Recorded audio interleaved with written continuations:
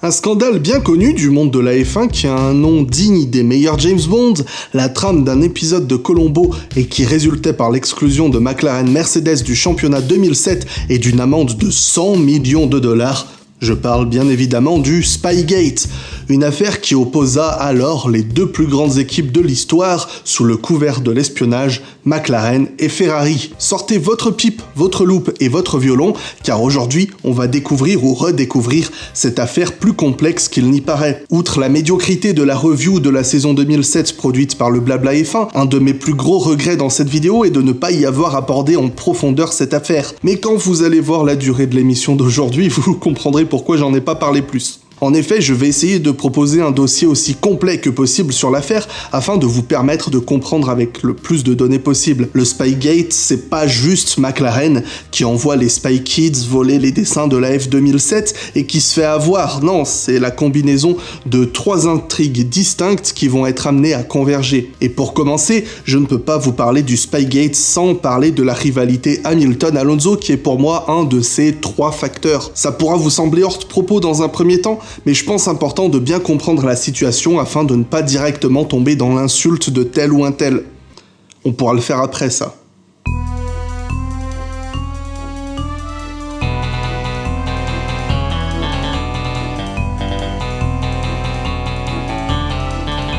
L'histoire se rappelle de l'année 2007 comme celle où un jeune débutant du nom de Lewis Hamilton fit tomber de son piédestal le double champion du monde Fernando Alonso pour le faire revenir en pleurant chez Renault en fin de saison. S'il y a une part de vérité bien que caricaturale dans cette affirmation, j'aime rappeler qu'il y a beaucoup plus et que leur rivalité n'est que la face visible de l'iceman, de l'iceberg. Après 2 titres consécutifs, Alonso fait ses débuts pour McLaren Mercedes aux côtés du petit Lewis en tant que favori pour le titre. Pour Ron Dennis, manager de l'équipe, rien de risqué dans la promotion d'un rookie dans un top team. Il affirme que c'est déjà le meilleur espoir qu'il ait jamais vu, allant déjà le comparer à Ayrton Senna. Et après seulement 4 courses, eh bien c'est lui qui mène le championnat avec une 3e place et 3 2e places, et on n'attend plus que sa première victoire. Alonso domine à Monaco pour la 5e épreuve, mais on sent un Hamilton très pressant dans ses échappements. Le stand McLaren est gêné, ils ont raté sa stratégie, et on demande à Alonso d'augmenter le rythme, sous-entendant qu'il ne doit pas ralentir son équipier. Je rappelle que les consignes d'équipe sont interdites à cette époque, mais on n'était pas loin d'un Fernando Lewis is faster than you. Mais l'Espagnol pense plus sage de préserver sa voiture et ne pas trop pousser, et a raison car les Flèches d'Argent signent un doublé 1 minute devant Massa 3e et 1 tour devant tout le reste du plateau. Pourtant, ce doublé ne semble pas ravir Ron Dennis, pour lui, c'est Hamilton qui aurait dû gagner et Hamilton délivre son opinion avec cynisme. J'ai essayé de l'attaquer pour gagner, mais il faut que j'accepte que c'est ma première saison et qu'il a le numéro 1 sur sa voiture et moi, le numéro 2. Je suis le 2e pilote, donc je dois l'accepter et respecter les choix de l'équipe. You could see on the data that he was cruising. It was incredible how early he was braking on every braking point. Then after the race is when all went wrong. Because Fernando was told that that race should have been won by Luis. The boy was quicker than him. And then that pissed Fernando off massively because if you look at the data, if you understand about racing, you know that Fernando could have been 2 seconds a lap quicker. That was the beginning of the end because he realized that they didn't understand what he was doing.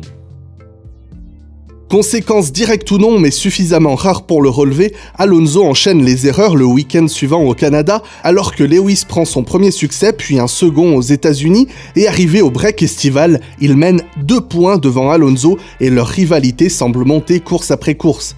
Je rappelle aussi que dans une équipe de F1, on divise encore 2 équipes de mécaniciens et d'ingénieurs, chacune étant dédiée particulièrement à un pilote. Évidemment, ils travaillent pour McLaren, mais étant spécifiquement plus proches de leur pilote attribué, ils ont forcément un plus fort attachement à leur pilote qu'à son coéquipier. Je le précise car ça va être important pour comprendre ce qu'il se passe pendant la séance de qualification en Hongrie. Nous sommes en Q3 et en ce temps-là, les pilotes démarraient la séance avec leur quantité d'essence pour la course et enchaînaient les tours pour brûler de l'essence pour être le plus léger possible en fin de session. Encore une autre règle débile de la FIA parce qu'après la séance, on remettait le carburant gaspillé pendant la séance. Mais bon, passons. En interne, Un samedi sur deux, on alterne le pilote qui partira devant son équipier et ce jour-là, c'est à Alonso de partir le premier et de profiter d'un peu plus de temps pour brûler de l'essence. Mais avant le début de la séance, Hamilton reçoit l'ordre de prendre les devants et de sortir en premier. Alonso et son équipe sont surpris de cette initiative et on demande à Hamilton de rendre sa place à Alonso, mais le Britannique ne lâche pas un mot et ne cède pas sa place. Ron Dennis intervient lui-même, mais toujours pas de réponse. L'Espagnol se venge en fin de session en bloquant Hamilton lors de son changement de pneu, l'empêchant d'améliorer son temps et prétextant attendre l'ordre de partir alors que son décompte était fini et qu'on lui faisait de grands gestes pour qu'il parte. Manœuvre jugée antisportive et la FIA annule la pole position d'Alonso et prive McLaren de points au championnat constructeur pour cette épreuve pour les punir de ce spectacle ridicule. Désormais, jusqu'à la fin de saison, l'équipe sera déchirée entre les deux camps, chacun travaillant pour son pilote au lieu de chercher ce qui est le mieux pour l'équipe. Vous sentez la tension ?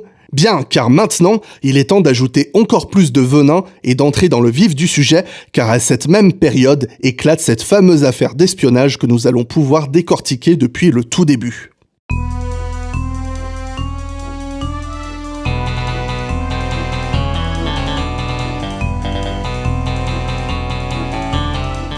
Remontons le temps là où l'affaire est née début 2007 en une journée normale à Woking en Angleterre. Le gérant d'un magasin de photocopie s'ennuie de son quotidien lorsque soudain, une jeune dame sauvage apparaît pour lui demander de photocopier l'intégralité d'un document de près de 800 pages.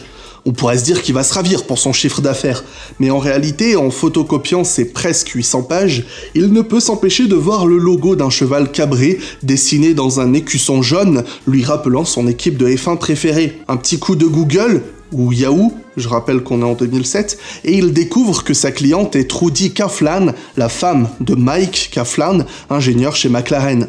La femme d'un ingénieur McLaren qui fait 800 photocopies de documents avec le logo de son historique équipe rivale dans la même ville où McLaren est basé, c'est un peu trop gros pour être faux. La magie d'Internet aide le gérant à trouver un contact chez Ferrari et à faire remonter l'information jusqu'aux plus hautes autorités de l'équipe. On dit merci à l'inconnu, mais pas le temps de s'attarder sur des bêtises, car cette année, Ferrari a un titre à aller décrocher. Voilà, cette partie fut assez brève, mais croyez bien que ce coup de hasard phénoménal va donner lieu à un des plus gros scandales de l'histoire du sport et permettre de faire le lien avec la troisième et dernière partie de cette affaire.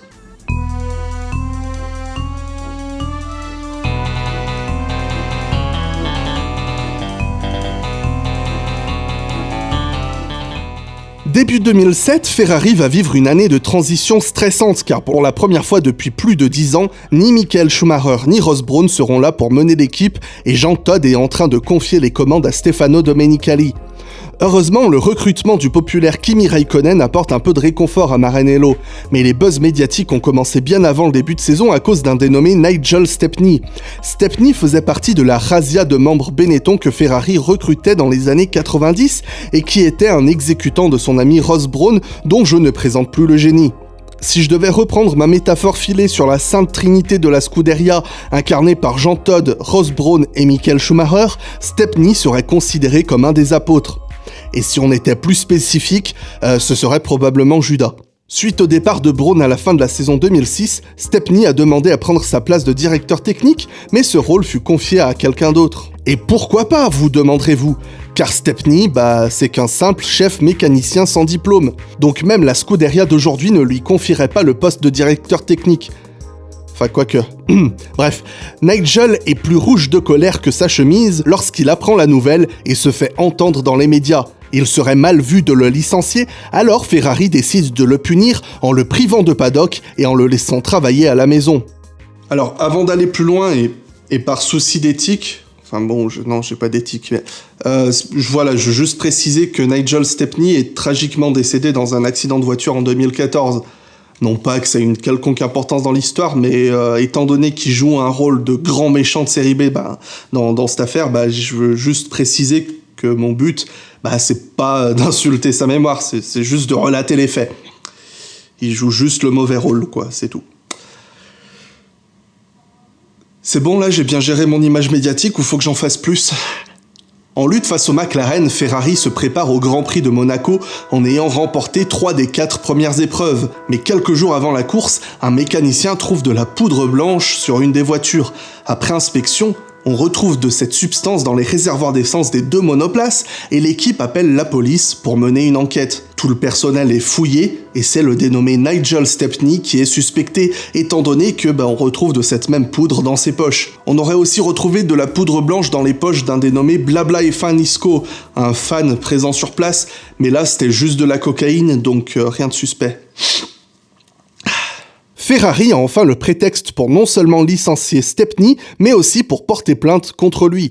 Mais surprise, la plainte n'est pas pour sabotage, mais pour avoir communiqué des informations confidentielles à un membre de McLaren. Le même jour, McLaren révèle avoir découvert de qui il s'agissait et licencie l'ingénieur en question, un dénommé Mike Kaflan, ex-ingénieur chez Benetton et donc ex-collègue de Stepney, et celui dont la femme a fait des photocopies de documents Ferrari.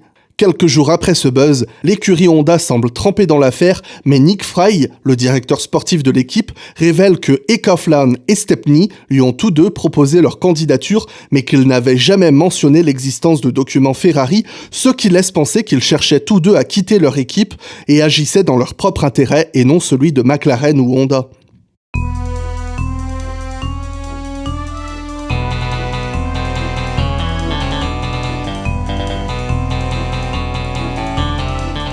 Bien, maintenant la situation est la suivante. On sait qu'un membre de Ferrari a donné des informations confidentielles à un ingénieur de McLaren. On sait que ces deux-là ont déjà travaillé ensemble par le passé, mais qu'ils n'agissaient pas sous les ordres de McLaren ou d'un autre saboteur qui les aurait soudoyés. Et chez McLaren, on a un duo de pilotes qui commence à se détester, mais à ce stade de l'histoire, nous sommes tout juste sur la première partie de saison, donc pas encore de coups fourrés en Hongrie. Et il ne faut pas oublier le reste de notre histoire, Ferrari est en lutte acharnée contre McLaren. Donc maintenant, Ferrari doit réussir à prouver que ces documents sont parvenus dans l'usine de Woking, car on ne veut évidemment pas que nos rivaux connaissent notre force et nos faiblesses, et surtout, la guerre psychologique est un facteur important, et si cela s'avérait, les sanctions seraient lourdes pour McLaren, qui enfreindrait l'article 151C du Code sportif international de la FIA, et je reprécise pour les deux nouveaux du fond que la FIA, Fédération internationale de l'automobile, c'est ceux qui sont chargés du règlement et d'appliquer les sanctions. Seront considérés comme infractions au règlement, en dehors des cas qui sont prévus, tout procédé frauduleux ou manœuvre déloyale de nature à nuire à la sincérité des compétitions ou aux intérêts du sport automobile. Nous sommes début juillet et McLaren invite Ferrari et la FIA dans leur usine à Woking pour prouver que les documents volés ne se retrouvent dans aucun des dossiers de travail de McLaren et ne présentent aucune similitude. Mais lorsque Ferrari s'engage à ne pas lancer de poursuite sur le couple Kaflan en échange de leur entière coopération dans cette affaire, il révèle que les documents ont bien été répandus dans les murs de l'usine et que les plus grandes instances de l'équipe en ont connaissance. Et je rappelle qu'on parle de presque 800 pages de documents et que cette affaire n'aurait jamais existé si Mike avait eu la présence d'esprit d'acheter une imprimante à son domicile. La situation est de plus en plus stressante chez McLaren car il est de notoriété publique que si Max Mosley, le président de la FIA, retrouvait le cadavre de Ron Dennis avec 7 balles dans le dos, il se contenterait de conclure un suicide et classer l'affaire. Cependant, la police n'exclut pas la thèse de l'accident. En gros, Mosley veut faire tomber Ron Dennis, mais le jury qui se tient au mois de juillet 2007 est formel, tout est parfaitement en règle. Du moins, la FIA ne parvient pas à trouver de lien entre les documents Ferrari et le développement de la McLaren et ne trouve aucune infraction à l'article 151C du règlement. Donc, McLaren n'a pas copié ou utilisé les documents volés. Ferrari fait appel du verdict, mais avec la pause estivale, l'audience est repoussée au mois de septembre. Et vraiment, Dennis est confiant. S'il n'y a pas eu de sanction la première fois, c'est que malgré les éléments contre eux, ils n'ont pas grand-chose à craindre. C'est pas comme si en seulement 2 mois, la FIA allait avoir de nouveaux éléments en main.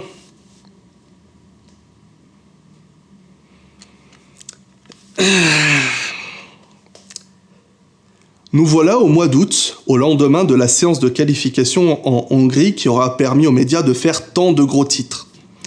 Mais la plus grosse pépite sort le dimanche matin donc, lorsqu'on rapporte que Alonso et Dennis ont eu une conversation dans laquelle l'Espagnol menaçait son patron de dévoiler à la FIA qu'ils avaient réellement discuté des documents récupérés par Kaflan et donc qu'ils avaient menti à la FIA depuis le tout début.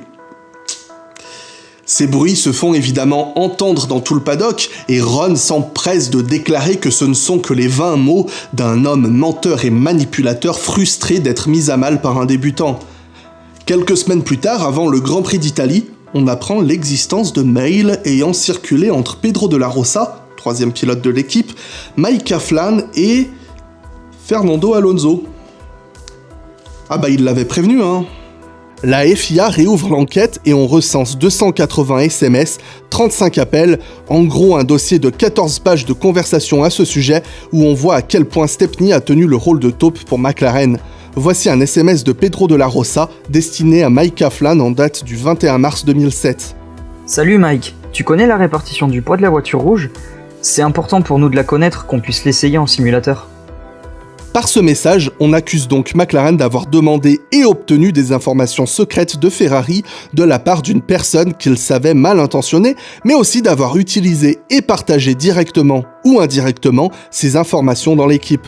Pour preuve, cette conversation entre Alonso et De La Rosa du 25 mars 2007. C'est la répartition du poids qui m'étonne. Je sais pas si on peut avoir confiance à 100%, mais ça attire l'attention. Toutes les infos venant de Ferrari sont très fiables. Elles viennent de Nigel Stickney, leur ancien chef mécanicien. Je sais pas quel poste il occupe maintenant. C'est lui-même qui nous avait dit que Kimi s'arrêtait au 18e tour en Australie. C'est un bon ami de Mike Coughlin, notre designer en chef. On doute que McLaren ait réellement utilisé ces informations pour améliorer leur voiture qui avait été développée bien avant qu'il y ait des fuites. Pour caricaturer, c'est pas en mettant un moteur Mercedes et des ailerons Red Bull à la SF1000 que Vettel et Leclerc vont gagner le championnat cette année. Mais il apparaît que ces données ont été exploitées pour tenter d'améliorer leur réglage ou adapter leur stratégie de course et donc de disposer illégalement d'une arme secrète face à leurs rivaux, sans parler du fait que McLaren a non seulement menti à la FIA, enfreint le règlement et Dennis finira par admettre que toute l'équipe savait. Le verdict tombera symboliquement après le Grand Prix de Belgique où Kimi Raikkonen mène un doublé Ferrari devant Alonso. McLaren est puni de 100 millions de dollars, la plus grosse amende de l'histoire du sport. Son inscription au championnat 2008 est suspendue jusqu'à ce que l'équipe prouve à la FIA qu'aucune information récoltée de Ferrari n'est utilisée dans leur future voiture et surtout, ils sont disqualifiés du championnat constructeur. Mais la FIA se montre clémente avec les pilotes ayant chacun décidé de coopérer car ils avaient été tous trois informés que s'ils étaient reconnus coupables, leur super licence aurait été retirée à vie et n'aurait plus jamais pu concourir en F1. Par soutien à l'équipe, Hamilton et De La Rosa se rendent à l'audience, mais on ne s'étonne qu'à moitié de ne pas y voir Alonso. Le comble du comble de cette affaire est que peu avant l'audition du 13 septembre, Ron Dennis accusait fortement Renault d'avoir effectué le même type d'espionnage chez McLaren suite au transfert de leur ingénieur Phil McCareth. Renault admettra immédiatement avoir eu en sa possession des documents des voitures 2006 et 2007, mais prouvera aisément qu'ils n'ont jamais exploité ces documents. Il suffit de voir la poubelle que c'était la Renault en 2007. L'enquête reste ouverte, mais elle n'aboutira jamais. Mais la question qui reste parfaitement ouverte pour moi, c'est... Est-ce que c'est si grave que ça ? Ouais, la faute de Stepney est inacceptable, mais j'ai plus l'impression que devant cet éventail de savoir, McLaren s'est retrouvé comme une poule devant un AK-47. On est très loin de futures polémiques où un constructeur rachète ou refabrique une voiture de la saison précédente à un de ses rivaux. Cette affaire a autant d'interprétations que de protagonistes, et en fonction de là où on va se placer, on peut avoir une perspective différente des événements. Et avoir celle de Pedro de la Rosa, un pilote au cœur de cette affaire, et qui a côtoyé des paddocks de F1 pendant presque 20 ans, est toujours très intéressante à mon sens. I still don't understand why we were fined 100 million. We were a racing team that, as with any other competitor, we're trying to find information from them, which everyone does in Formula One. And the information we had about Ferrari was the typical information you share in a coffee machine, just speaking with engineers. Did we change anything of our development, of our testing program, of our... Nothing. Nothing changed. The people have to understand that that information that was passed, I never saw it. No one, it was never in the team. Mike's wife did the photocopies because Mike didn't know what to do with the information. Okay, we did something wrong, yes, but was it 100 million worth? Oh my God. Eventually we lost the championship in the drivers as well. So I think we paid a big penalty, a big price for something that in many teams, I've been in Formula One because I've been in many teams, there's always information flying around from the other teams. It was very badly presented. It was very graphic. that we had information from Ferrari, but it was never used at all. And that's for sure, we never gained 100th of a second because of it. J'ai tendance à croire au pardon et à la rédemption, sans doute par pure naïveté, donc le retour d'Alonso chez McLaren en 2015 me perturbe guère. Après tout, pourquoi pas? Malgré cette affaire, Dennis n'a jamais caché son admiration pour le talent de Nando, et ce dernier est un amoureux de Formule 1, et McLaren, c'est un très grand nom, et en plus il voulait vraiment partir de Ferrari à l'époque, donc voilà. Par contre, j'ai du mal à comprendre comment il est possible qu'après son licenciement de McLaren, Mike Kaplan revint en F1 chez Williams en 2011, comme si de rien n'était. Et si vous avez suivi l'affaire du Crashgate, vous reconnaîtrez le visage de Pat Symonds, son remplaçant en 2014. Et le remplaçant de Symonds sera un dénommé Paddy Lowe, employé de McLaren à l'époque du Spygate. Des noms qu'il est impossible de laver de ces scandales, et si en parlant de Crashgate, Alonso semble étrangement trop proche de ces deux affaires, je n'irai pas jusqu'à l'accuser d'avoir causé ces tricheries. Non. Par contre, on peut lui reprocher de n'avoir rien fait pour les éviter. Mais l'intensité de la F1 a toujours poussé certaines personnes à dépasser les limites, et la question qu'on peut se poser c'est « qu'aurais-je fait à sa place ?» Peut-on imaginer qui que ce soit en Formule 1 dire « non merci, on ne veut pas d'un document de 800 pages sur nos concurrents directs, on saurait pas quoi en faire ». Quand vous avez le talent de faire gagner une brouette à Singapour et que la malchance vous frappe, et lorsque votre patron, ami et responsable de votre arrivée en Formule 1 vous dit « ton équipier il va se cracher pour t'aider à gagner », c'était une très mauvaise imitation de Briatore. Est-ce que vous vous sentez révolté ou soutenu ? Ah non, ne m'accusez pas de défendre l'indéfendable, je ne fais que m'interroger et je désire surtout mettre en avant que cette saison 2007 enseigne la meilleure morale que l'on puisse imaginer dans cette affaire. Car des informations volées par McLaren, des mensonges de Dennis, de la guerre interne dans l'équipe, du crépage de chignon entre Dennis et Alonso, du crépage de chignon entre Hamilton et Alonso, le seul vrai vainqueur de cette affaire, c'est lui.